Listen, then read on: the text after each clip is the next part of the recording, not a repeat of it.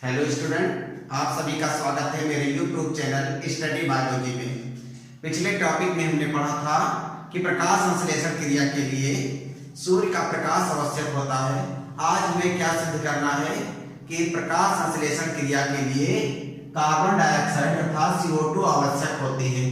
तो कैसे सिद्ध करेंगे कि प्रकाश संश्लेषण क्रिया के लिए CO2 आवश्यक होती है। जैसे कि हम अभिक्रिया या रिएक्शन दिखाते हैं, प्रकाश संश्लेषण की रिएक्शन देखते हैं तो उसमें क्या दिखाया जाता है कि पौधे जो होते हैं वातावरण से कार्बन डाइऑक्साइड लेते हैं और मृदा से जल लेते हैं। सूर्य के प्रकाश और पर्णहरित की उपस्थिति में अपने लिए ग्लूकोज या भोजन का निर्माण करते हैं।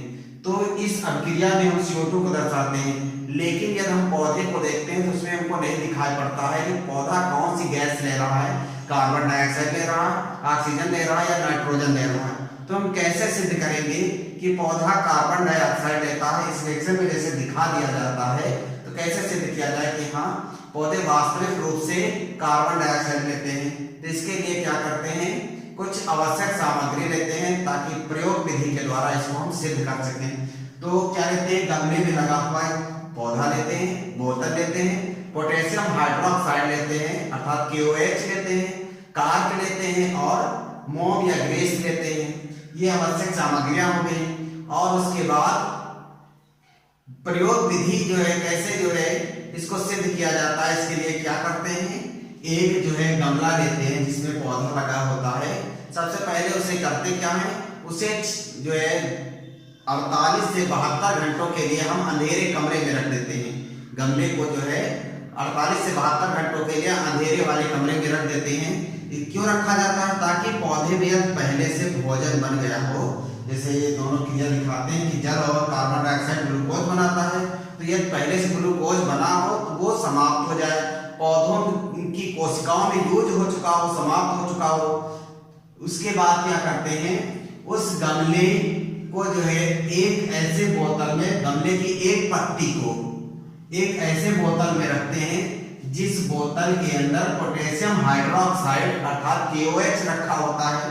KOH का काम क्या होता है, KOH जो है पहले से उपस्थित जो कार्बन डाइऑक्साइड होती है, यदि इस बोतल में कार्बन डाइऑक्साइड उपस्थित हो तो उसको ये CO2 जो है CO2 को KOH जो है अवशोषित कर लेता है।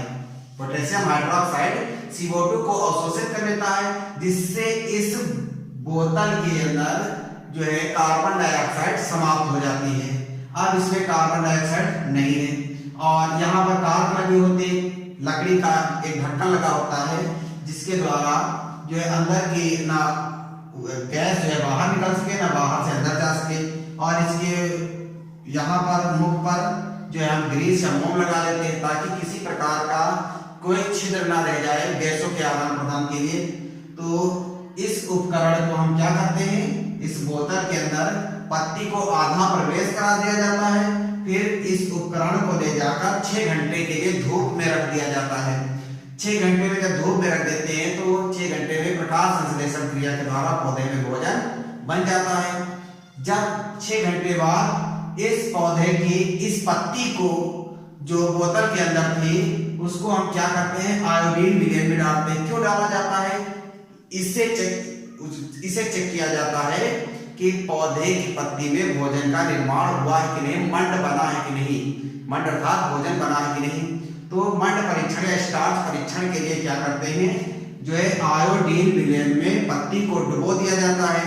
उसमें डुबाने पर क्या होता है कि पत्ती का वह भाग जो बाहर था, बोतल के बाहर था, वो भाग कैसा हो जाता है, नीला हो जाता है। और जो भाग पत्ती के अंदर था वो रंगहीन रहता था, उस पर कोई प्रभाव नहीं पड़ता है। इससे क्या सिद्ध होता है कि जो भाग पत्ती का इस बोतल के अंदर था वहां CO2 पहले से उपस्थित नहीं थी, CO2 समाप्त हो गई थी, अर्थात इसे CO2 नहीं मिल पा रही थी, जिसके कारण इसको जहां इसको जल जो है मृदा से जल तो मिलता था, जल इसे मिल रहा था, लेकिन इसको CO2 नहीं मिल रही थी, जिसके कारण जो है प्रकाश संश्लेषण क्रिया नहीं हो पाई और यह इस भाग में स्टार्च या मंड का निर्माण या ग्लूकोज का निर्माण नहीं हुआ।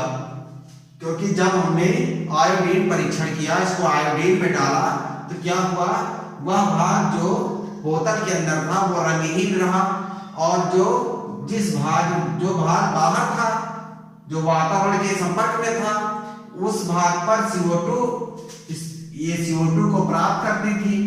ये पत्ती का भाग CO2 को प्राप्त करता था, जिसके कारण यहाँ पर मंड अर्थात भोजन का निर्माण हुआ, और जिसके कारण जो है आयोडीन परीक्षण के द्वारा ये भाग नीला हो गया। तो इससे सिद्ध होता है कि प्रकाश संश्लेषण के लिए कार्बन डाइऑक्साइड आवश्यक होती है। तो निष्कर्ष क्या निकला कि प्रकाश संश्लेषण के लिए कार्बन डाइऑक्साइड का आवश्यक कच्चा माल होता है। ये प्रकार से कच्चा पदार्थ है जो इस प्रकाश संश्लेषण के लिए उपयोगी होता है। ठीक है, एक बार प्रयोग को फिर से समझ लेते हैं कि क्या करते हैं, कैसे सिद्ध किया जाए कि प्रकाश संश्लेषण के लिए कार्बन डाइऑक्साइड आवश्यक है। क्या करते हैं, एक गमले को 48 से 72 घंटे के लिए अंधेरे कमरे में रख देते हैं। उसमें पहले से जो बना हुआ भोजन होता पत्तियों का, वो उसी पत्तियों की कोशिकाओं में खर्च हो जाता है अर्थात समाप्त हो जाता है। अब उस गमले की एक पत्ती को हम आधी पत्ती को एक बोतल में प्रवेश करा देते हैं। उस बोतल में क्या रखा होता है, अंदर पोटेशियम हाइड्रोक्साइड अर्थात KOH रखा होता है। यह KOH का काम क्या है, इस बोतल में जो पहले से उपस्थित CO2 है उसको अवशोषित कर लेता है, और अब इस बोतल में CO2 समाप्त हो गई। CO2 जब समाप्त हो जाती है, उसके बाद क्या करते हैं, इस उपकरण को, बोतल और गमले को उठाकर हम जो है धूप में रख देते हैं, सूर्य के प्रकाश में रख देते हैं। 6 घंटे के लिए सूर्य के प्रकाश में जब ये उपकरण रखा रहता है, तो उसके बाद इस पत्ती को तोड़ लेते हैं और इस पत्ती का मंड परीक्षण करते हैं कि इसमें भोजन का निर्माण हुआ है कि नहीं हुआ है। जैसे ही हम आयोडीन विलयन में डालते हैं, तो पत्ती का वह भाग जो बोतल के बाहर था वो तो नीला हो जाता है, क्योंकि मंड अर्थात भोजन, पत्तियों का जो भोजन होता है मंड, वो आयोडीन के साथ क्रिया करके नीला रंग देता है। तो ये बाहर वाले भाग में, पत्ती का जो बोतल से बाहर भाग था, उसमें जो भोजन का निर्माण हुआ था, इसलिए वह भाग नीला हो गया आयोडीन के साथ क्रिया करने पर। लेकिन जो भाग जो है बोतल के अंदर था, उससे CO2 नहीं मिली। इसे CO2 मिल जाती थी, जो भाग पत्ती का बोतल के बाहर था उसे वातावरण से CO2 मिलती थी, लेकिन जो भाग बोतल के अंदर था उस भाग को CO2 नहीं प्राप्त होती थी, जिसके कारण वहां पर प्रकाश संश्लेषण क्रिया नहीं हो पाई, जिसके फलस्वरूप वहां पर भोजन का निर्माण नहीं हुआ और वह भाग रंगहीन ही रह गया। ठीक है, तो ये था सिद्ध करना कि प्रकाश संश्लेषण के लिए जो है CO2 आवश्यक होती है। इसी तरह जो है एक और जो है प्रयोग है कि कैसे सिद्ध किया जाए कि प्रकाश संश्लेषण क्रिया में ऑक्सीजन गैस मुक्त होती है। जैसे हम लोग रिएक्शन नीचे लिखी हुई है उसमें दिखाते हैं कि प्रकाश संश्लेषण क्रिया में ऑक्सीजन गैस निकलती है। तो इसमें दिया गया है, इस रिएक्शन में नीचे दिखाया गया है कि जो पौधे होते हैं प्रकाश संश्लेषण में कार्बन डाइऑक्साइड और जल की उपस्थित जल के द्वारा सूर्य के प्रकाश और परमाणु की उपस्थिति में क्या करते हैं, ग्लूकोज बनाते हैं। इस क्रिया में जल निकलती है और ऑक्सीजन गैस मुक्त होती है। तो कैसे सिद्ध किया जाए कि इस अभिक्रिया में, इस रिएक्शन में ऑक्सीजन गैस जो है मुक्त होती है, निकलती है। तो सिद्ध करना है, सिद्ध कीजिए प्रकाश संश्लेषण क्रिया में, प्रकाश संश्लेषण क्रिया में ऑक्सीजन O2 गैस निकलती है। तो कैसे सिद्ध किया जाए कि इस प्रकाश संश्लेषण क्रिया में CO2 ऑक्सीजन निकलती है। तो इसके लिए क्या करते हैं, एक हम जो है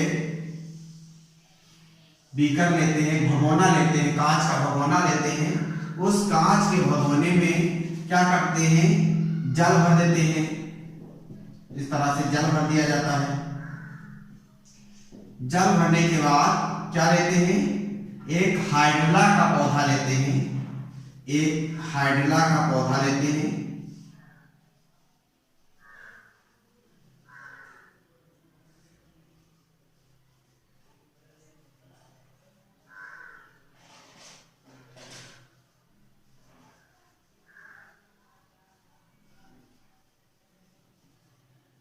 इस तरह से एक हाइड्रिला का पौधा लेते हैं। हाइड्रिला के पौधे को हम एक कीप के द्वारा जो है क्या करते हैं, उसको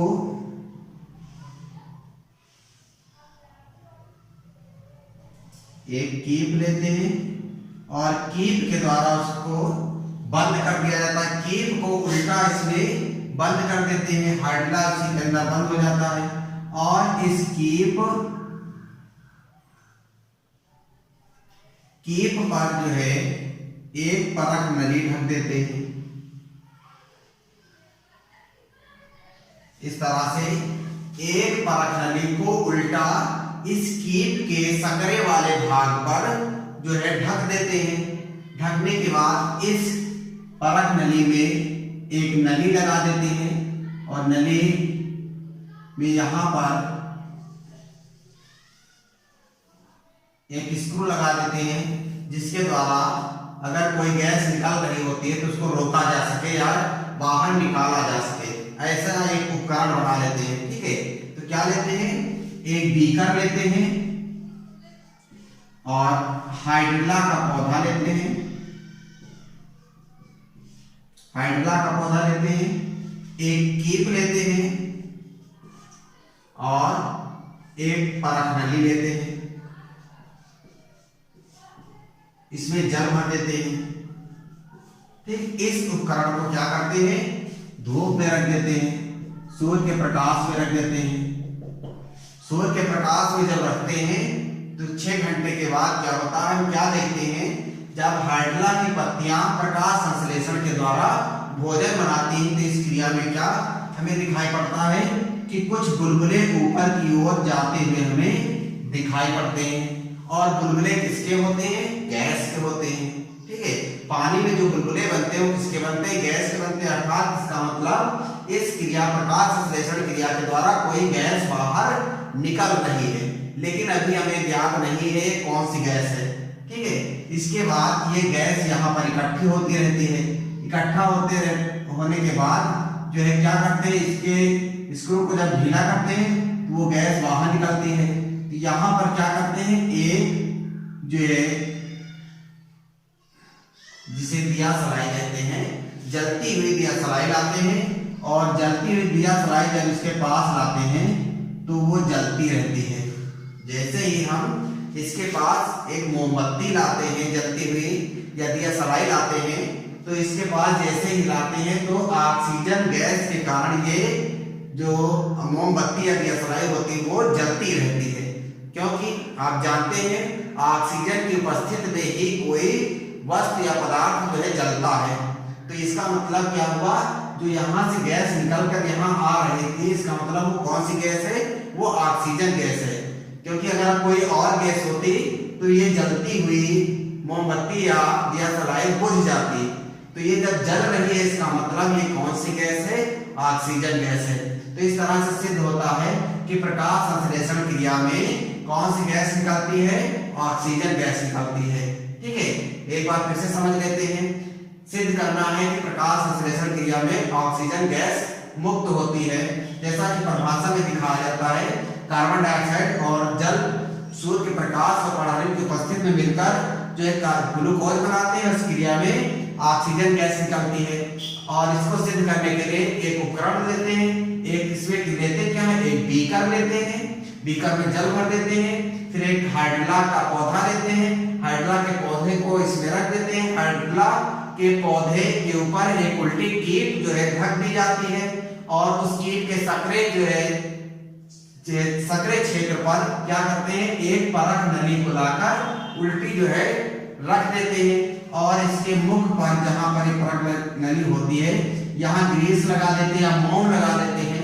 ताकि इसके अंदर जो है किसी प्रकार की अन्य गैस ना जा सके। ठीक है, उसके बाद क्या करते हैं कि यहाँ हमको क्या 6 घंटे के लिए हम इस उपकरण को धूप में रख देते हैं। जब धूप में इस उपकरण को रखते हैं तो क्या होता है कि 6 घंटे बाद इस पत्तियों में, इसके हाइड्रिला के पौधे की पत्तियों में भोजन बनना शुरू हो जाता है। जब भोजन बनता है तो कोई ना कोई गैस यहाँ निकलना हमको दिखाई पड़ती कि गैस के बुलबुले हमको ऊपर की ओर जाते हुए दिखाई देते हैं, लेकिन हमको ये ज्ञात नहीं कि कौन सी गैस है। तो गैस का परीक्षण करने के लिए क्या करते हैं, एक जलती हुई मोमबत्ती ले आते हैं। एक जलती हुई मोमबत्ती ले आते हैं। जैसे ही इसके सामने लाते हैं तो ये जो जलती हुई मोमबत्ती है ये जलती रहती है, और कोई वस्तु या पदार्थ तभी जलता है जब ऑक्सीजन उपस्थित होते हैं, अर्थात कोई वस्तु जो है ऑक्सीजन की उपस्थिति में जलती है। ठीक है, अगर कोई और गैस होगी तो ये मोमबत्ती बुझ जाती है। इसका मतलब यहाँ कौन सी गैस आ रही है, ऑक्सीजन गैस आ रही है। इससे जो है सिद्ध होता है कि प्रकाश संश्लेषण में ऑक्सीजन गैस निकलती है। ठीक है, तो ये था 2 बातें हमने सिद्ध की कि प्रकाश संश्लेषण के लिए CO2 आवश्यक होता है और प्रकाश संश्लेषण क्रिया में ऑक्सीजन गैस निकलती है। ठीक है, आप आशा करते हैं आपको वीडियो समझ में आया होगा। ठीक है, धन्यवाद।